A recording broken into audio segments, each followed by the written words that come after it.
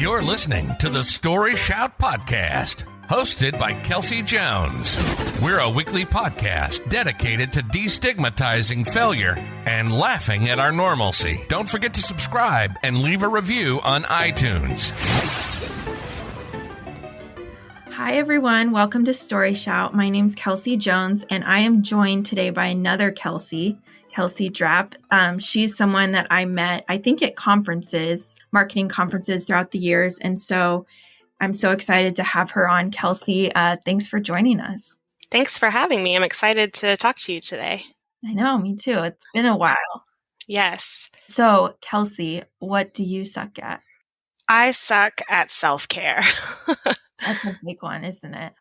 It is a big one. I think it's one that a lot of people, it's very easy to push aside for a lot of people, and something that if you don't focus on it, you'll never get to it, but not focusing on it and never getting to it also impacts how things go for you in the future, I think. Yeah, that's a good point. I have a Post-it note on my monitor, actually, that says my future self depends on my present self. Mm-hmm. That makes me think. I love that. So one thing I wanted to ask you about when you proposed this topic is a while back, and I think it was in a book or something, I read about this concept that self-care isn't the same for everybody. Like when you think of it in society, it's more like, oh, for women especially, it's like, oh, a warm bath and reading a book. But this book or wherever I read it was talking about that's not always the case. Like sometimes self-care is different for each person. So I'd love to hear like what you would consider self-care. Yeah, so it's actually perfect that you bring that up because I've actually been kind of redefining what I think self-care is for me, especially since becoming a parent. You get very much into this mode of, if I just get to take a shower today, that's self-care, when like really that's the bare minimum. And that's not, I mean, it's good to take a shower, but it's not doing something special for yourself. It's doing the bare minimum. And a lot of times doing the bare minimum is not sustainable. And it was really tough when my son was first born because, he was not independent at all. As a newborn, they can't lift their head. They can't do anything themselves. They can't even sit up. So doing self-care in some seasons of life, I think, is harder than others. And so you have to find ways to really modify what that looks like. So like for me, at that time, self-care might look like going to Target and having a moment where I listened to music, and I may not even buy anything, but I'm just not sitting in my house with a baby screaming at me. And now that my son's a little bit older and I can leave him alone for longer periods of time, or, we can get a babysitter or whatever, self-care looks like going and getting my nails done, going to a movie and having a glass of wine. Doing something that is not necessary for survival, but that gives me a lot of peace or joy or fulfillment. Sometimes self-care is going on a long walk and listening to really fun, dancey music. At the same time, to someone else, that might sound like a horrible idea, Yeah. Or maybe their self-care is going to the gym and working out for 3 hours. To me, that sounds awful. But to someone, that might be great. To someone else, it might be, hanging out with a friend, or, for some people, it might be, instead of just taking a shower, taking a really long bubble bath and doing a face mask and a hair mask and stuff like that. So I think it's really important for individuals to find what self-care means to them, and even if it is, periodically just that 5-minute shower, use a really good smelling soap or moisturize really well afterward. Give yourself, even in those moments of minimal self-care, find something to make it quote unquote luxurious and special and something beyond the norm. Because I think those treats are what really, making it a treat is what really makes it a part of your care and not just part of your survival. Yes, I love that. When you were talking about your favorite types of self-care, one thing I thought of, and I've talked about this with a good friend of mine, is we love to sit in our car and just like listen to music, or like before you go in somewhere, we both realize that both of us will sit in our car. And it's like, I realized that my car is the only thing that's completely mine. So like my house, I share with my husband and my son, and every room anybody can go in. but your car is kind of like it's yours. And of course, my husband drives it and can drive it whenever he wants. And my son has his car seat in there, but it's like almost like a little bubble that's yours. And so it made me think of this story. When I was on maternity leave, one day was just a really hard day. So my husband came home and I said, I got it. I'm out for a few hours. Like you got our kid. Like I got to go. So I went and got ice cream, and I don't know, I think it might just be a Midwest thing, but Culver's is an ice cream place. Do you have Culver's? Love Culver's. Well, not very many, but we have a couple. Okay. So I went to Culver's and I got ice cream, and I don't get ice cream a lot because it kind of makes my stomach hurt, but like sometimes that's just exactly what you want. So I get my Culver's and I just sit in my car in the parking lot and I listen to music, and I look across the parking lot and I see another woman, I would assume a mom because she has a minivan, and she's doing the exact same thing.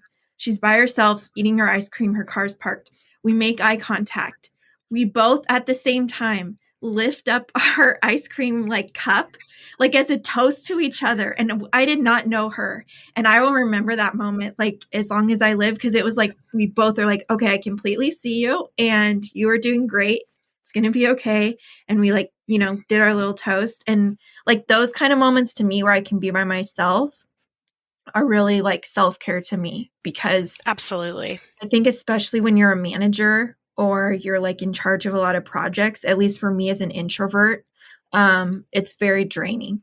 And so like to be able to be by myself and do something I enjoy is really self-care to me. I love that story. And I think to kind of piggyback on that, not only is it important to have those moments of being alone and really in tune with what you need, because I'm an extrovert. And so I am very much fulfilled by helping other people. But at the same time, if I'm not helping myself, I can't help other people to the fullest. And having those moments where you work on yourself so that you can better serve others, and or you see others in the same season of life or the same position and noticing each other. Sometimes I'll like see another mom like struggling at the grocery store, her kid's throwing a tantrum, and I'm just like saying something like, I see you, mom, you're doing a great job. Like that makes people's whole day. And so I think another part of self-care can be being in community with people who, whether you know them or not, who are also in need of a little boost. I know that goes with like saying something like that to another parent, or, someone saying something like that to me does a lot for my soul. And I think that's really important to have that communal kind of like, hey, we're all in this together. Like, not to be cheesy, but that's an important part of the human experience, I think. Yeah, I love that. I make it a point if I ever notice someone's nails, because I love always having my nails like painted or whatever. I use like press-ons or the little nail wraps now, but if I notice cute nails, like I always point them out. Absolutely. Or someone I see, or like a cute sweater, because I know that they've probably put effort into that and they get excited about that, especially like really, ornate nails. I know that that's something like they really care about. And I just like being able to acknowledge that. I hope that it helps them like see that, their effort and their passion is seen by other people. Definitely. That's exactly my thought on it too. One thing I wanted to ask you, I know we've talked a lot about the struggle of self-care, like as a parent, but did you struggle with it before being a parent? I did. I get a lot of fulfillment out of taking care of others. My love language is gifts and quality time. And I use those, or excuse me, not gifts and quality time, gifts and acts of service. Because to me, an act of service is a gift of your time. And not I hate what a lot of people don't like to hear about gifts as a love language. It's like, oh, you're selfish. You just want people to buy you stuff. But it's not that. To me, it's very much you went out of your way to think about me and to spend part of your day doing something for me, whether you bought something or brought me dinner or anything like that. To me, that is a huge selfless act to do. And that is a way not only that I receive love, but that I like to give love. So for me, I am very much fulfilled by checking in on my friends. It's funny, we're talking about pre-parent and like post or before being a parent, and now that I'm a parent, I'm actually a lot worse at it. And because I'm just so focused on my kid. But before I was a parent, a lot of my time was spent thinking about how can I serve this person? And it was just something that brought me a lot of joy. And I always say, like, I like to help people, but it's very selfish. I get a lot of fulfillment out of it. But at the same time, I'm someone that struggles with ADHD and with bipolar disorder and anxiety. And so a lot of times I would also be doing these things to really, I guess, suppress some of the concerns that were happening in my mental health. And suppressing those concerns is also like anti-self-care, right? So sometimes I think a lot of my problem in the past and probably still is using others and helping others as a crutch to not have to focus inward. And I think that's probably my biggest problem. Because if I'm not taking care of myself, I'm only giving smaller portions to other people. And sometimes something that I have said to many people and that I have to daily remind myself of is it's okay to be selfish, and it's okay to, go, not all the time, obviously, but go splurge and buy yourself something cute. Go get the fancy nails done. Go have the fancy wine, whatever that splurge looks like for you. Doing that can do so much for your own psyche that's really important to keep living life to the fullest. So I would say that's probably my biggest thing before becoming a parent, that I really focused on was just like everybody else in my life, and I never focused on myself. And now I'm having to learn to balance that a lot more. And I still want to serve others, but it's like, okay, but if my life's not in check, how can I help anyone else, find their fulfillment?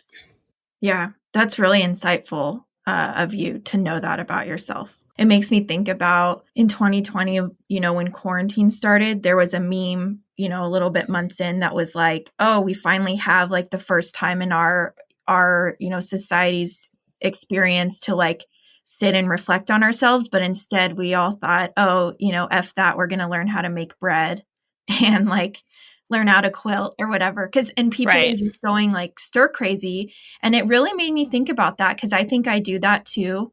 Like you were saying, like kind of helping people as a crutch. But I think I love to help people too.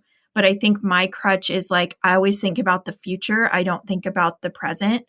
So that helps my anxiety. Like if I could plan out all my future, I would. And it gives me anxiety that I can't do that. So I think like the way I coped in 2020 is like, I got an MBA. I started like grad school, which I'd want to do for a long time, but I think I like wanted something instead of just sitting with myself.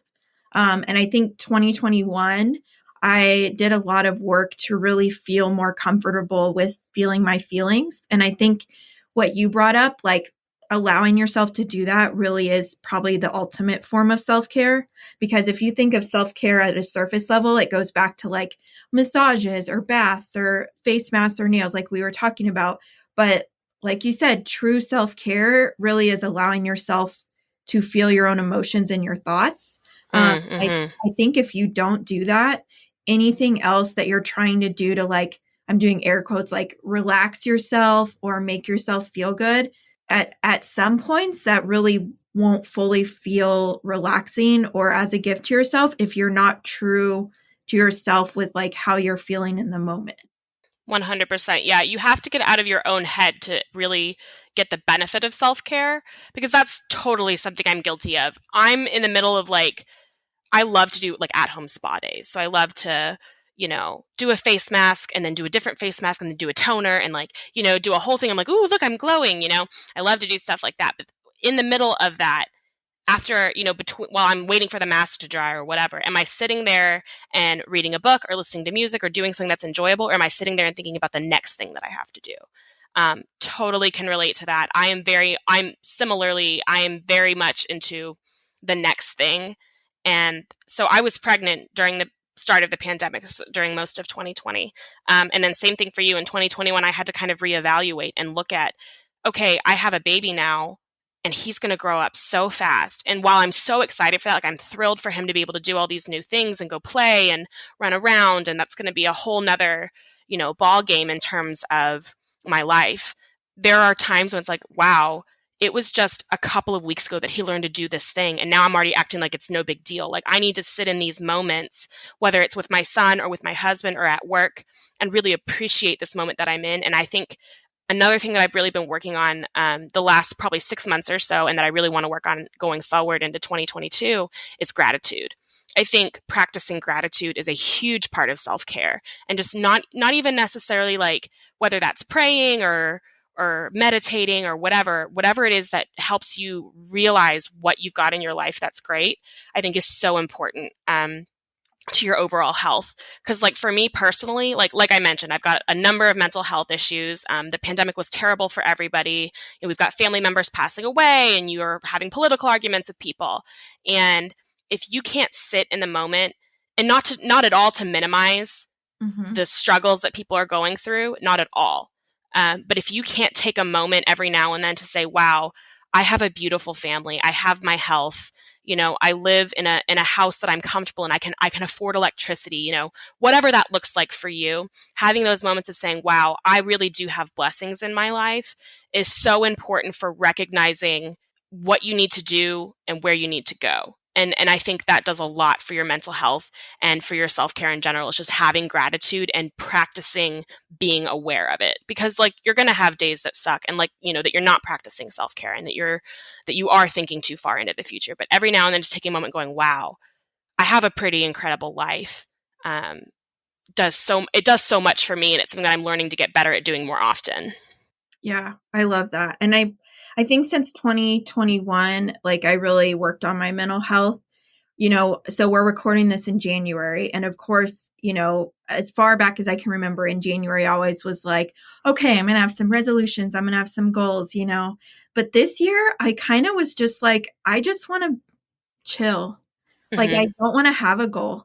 I want to like do what makes me happy and spend time with my family and friends, but that's not really, I don't even want to put a resolution around it. Like, how they say like, oh, text a friend, 5 friends a week or go to lunch once a week. Like I would always try to make it a SMART goal, the acronym or whatever. But like coming into 2022, I just want to not do anything. And that's very counterintuitive to me because I think the way I've grown my career and all the stuff, the successes I've had has been because I've always been the future focused, like we talked about.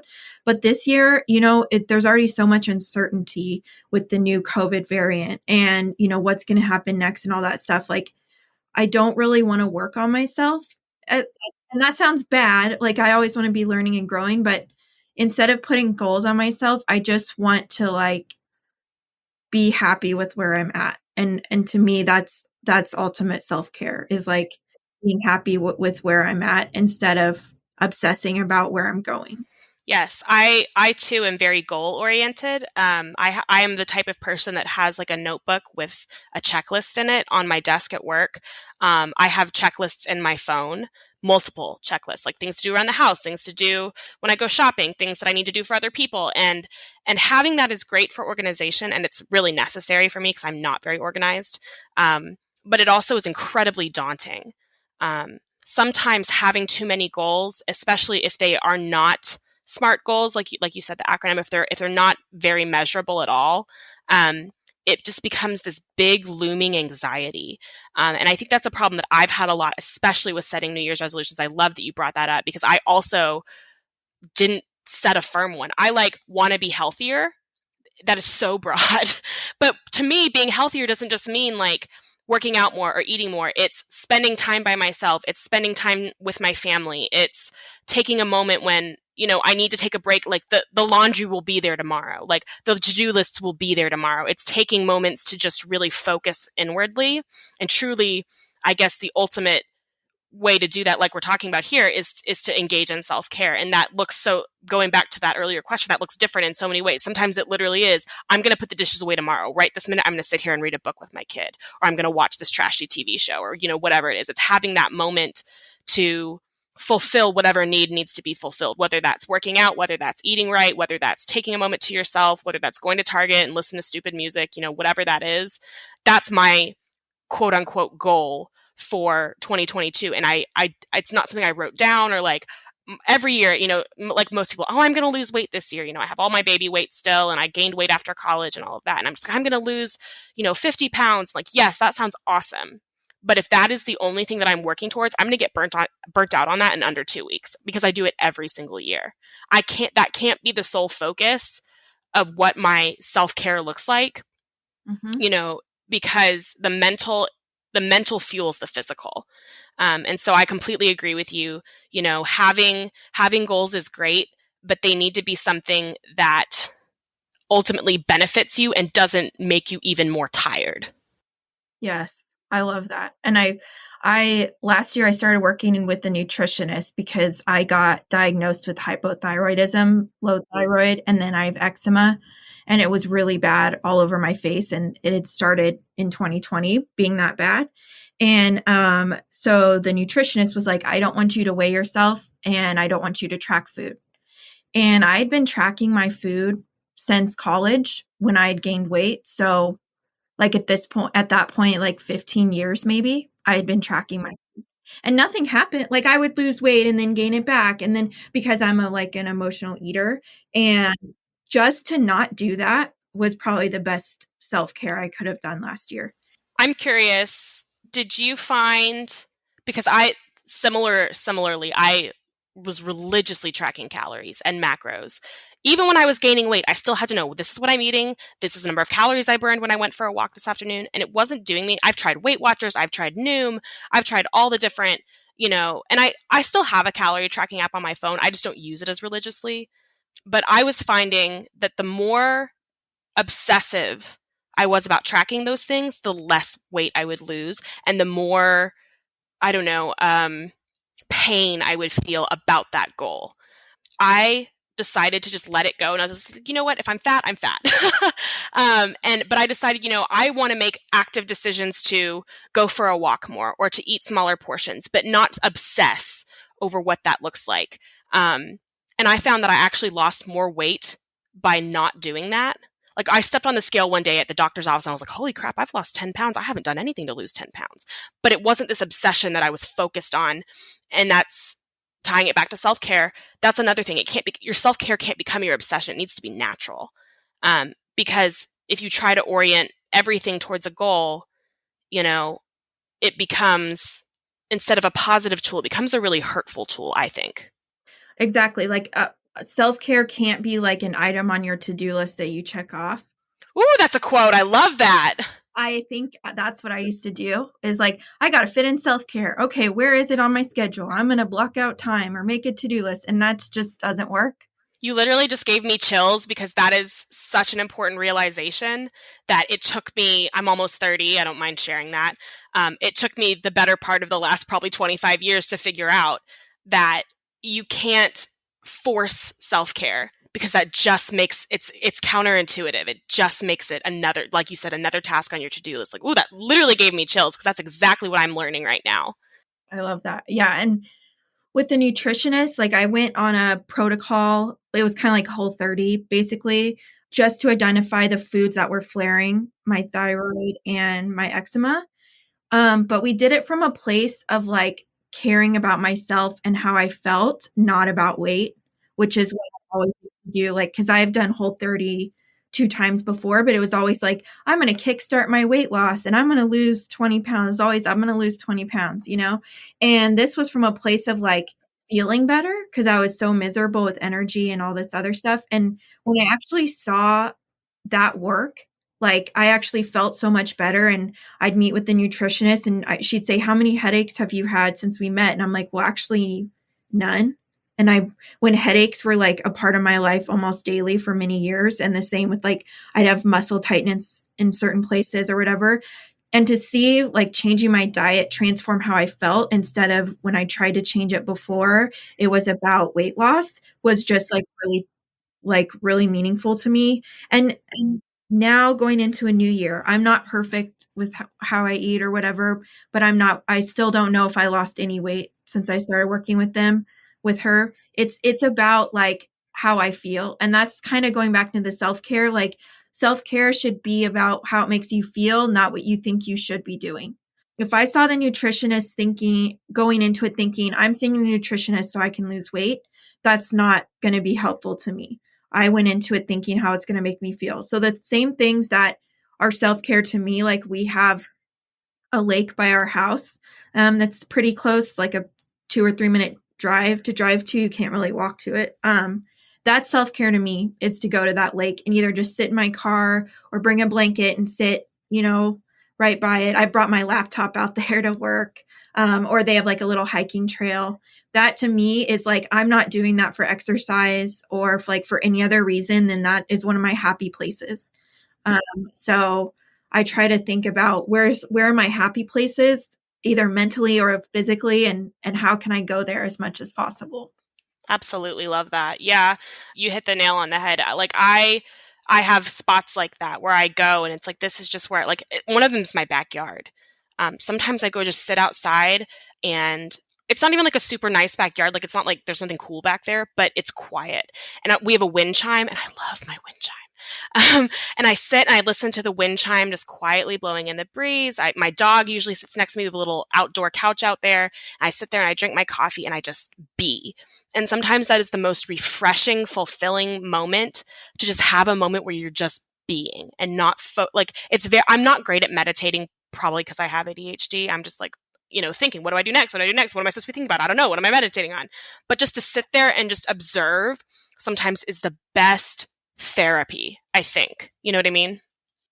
Yeah. And even just being somewhere, I think, is a form of meditation. Totally. Being aware of your surroundings.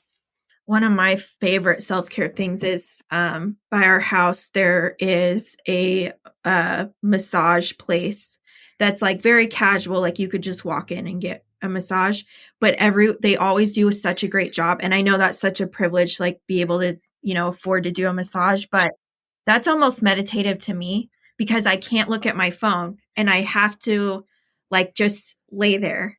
And my brain really struggles with that in probably the first 15 minutes. And then the rest of the time, there's been times I've thought of really good ideas and I wasn't even trying to. It was just being in the moment has been really helpful for me with maybe I processed something or I thought of something I had forgotten, and I'm not trying to do that, but I think just being present and enjoying the massage kind of lets my mind work through things. And that's almost been a form of meditation for me, is forcing myself not to go anywhere and just be in the moment and enjoy it. And it just, you come out feeling so much better about everything.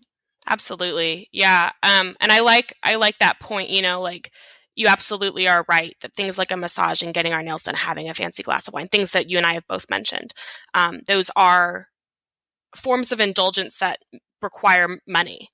And I think it's really important to note that, and I think you agree, that indulgence doesn't have to be financial. There are definitely ways to take care of yourself. Like I said, sitting outside is one of my favorite things to do on a nice, cool, I live in Texas, so it's really hot most of the year. But on a nice, cool morning, it's in the 60s or 70s, just to sit outside with my dog and just listen to my wind chime, that is so indulgent. Do you know how many people don't sit still ever? Yeah. You know what I mean? That is so indulgent. When my baby's taking a nap, my husband might be taking a nap, I'm just sitting out there enjoying that moment. That feels so rich to me. And I think that's an important note for anyone listening that, is well, I can't afford that, or that's a luxury I don't want to spend money on. Totally get that. Totally respect that. There are definitely ways to be indulgent that don't cost you a dime. Yes. Good point. Good point. Very good point. And I agree. I remember when I was little, probably 12 or 13, I'd go and lay on our driveway. Our driveway had this slight hill. And in the summer, I love summer. I know it's hot as hell. I'm in Kansas. So the humidity, I'm sure, as you know, is so bad. But I would lay in the summer when the sun would go down. I just lay on our driveway. And that was I didn't know it then, but that was self-care to me, is I really like the sensation of laying on the ground. And I don't know if it's a sensory thing, but it feels like my muscles relax. And so I'd go and lay on the driveway. And a couple times when I first started doing it, neighbors would ask if I was okay. But once they saw me do it, they're like, oh, she's just laying on the driveway. Just chilling. No, I mean, I love that. And I think this may sound kind of woo-woo hippie-ish, but I mean, to me, I think of the Savasana pose in yoga. Every now and then, if I'm really feeling stressed out and I want to do something that I could, to me, a good deep breath is very cleansing. And so when I'm really feeling upset and I want to move, but I also want to relax at the same time, I do yoga. And the Savasana pose is the corpse pose. And what you're doing is literally just laying on the ground with your eyes shut. And to some people, are like, well, that's stupid. You're just laying there. And sometimes people fall asleep. But what I find is that it's literally, in air quotes, grounding to do that. I can literally feel, and they'll sometimes yoga instructors will tell you, like, imagine yourself sinking into the floor, becoming one with the floor, and you literally feel your body becoming heavy. And that is in and of itself a practice of mindfulness, because you're paying attention, you're in tune with what's going on in your body. So I love that you lay on your driveway, because that's absolutely a way to be in touch with what you're feeling and to feel the warmth on your skin and to have the colors in the sky. Like, God, that sounds amazing. That's so good. Like, bring that back, but maybe I'll have to do it like on our patio or something. Yeah. Well, I know we're kind of at time now, so I feel like we had a great conversation, but did you have any like parting words or things you wanted to share, like as we close it out? I was actually jotting down some notes while we were talking, because it's just like, oh, wow, that's such a good point. I need to think about that later when I'm like freaking out, and need to focus on some self-care. Just to kind of, I think, summarize what we talked about, I think self-care is all about the perspective you have with it. It's not something to check off your to-do list. It's not something that you can schedule.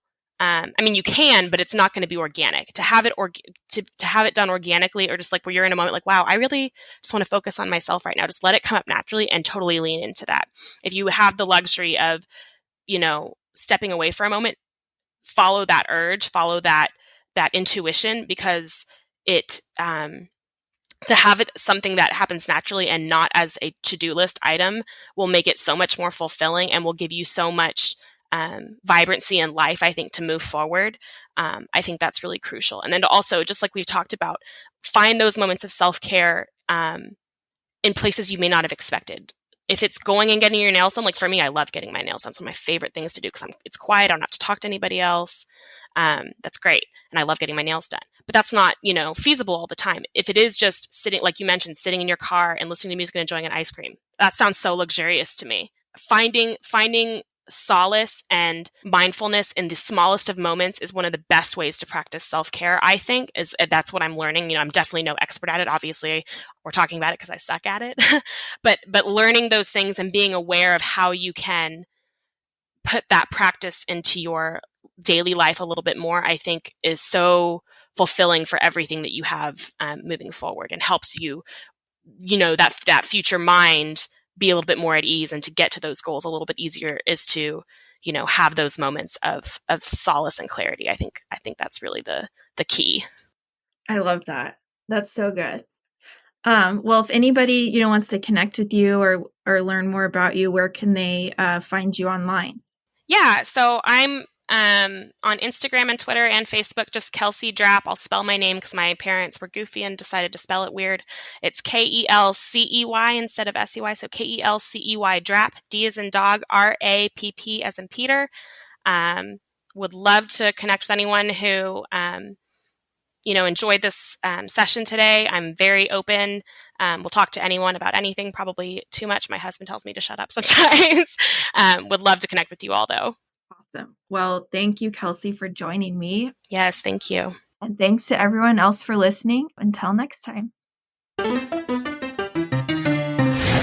Thank you for listening to the StoryShout podcast. Don't forget to review us on iTunes and connect with us on social media at StoryShout or online at storyshout.co. Until next time, stay normal.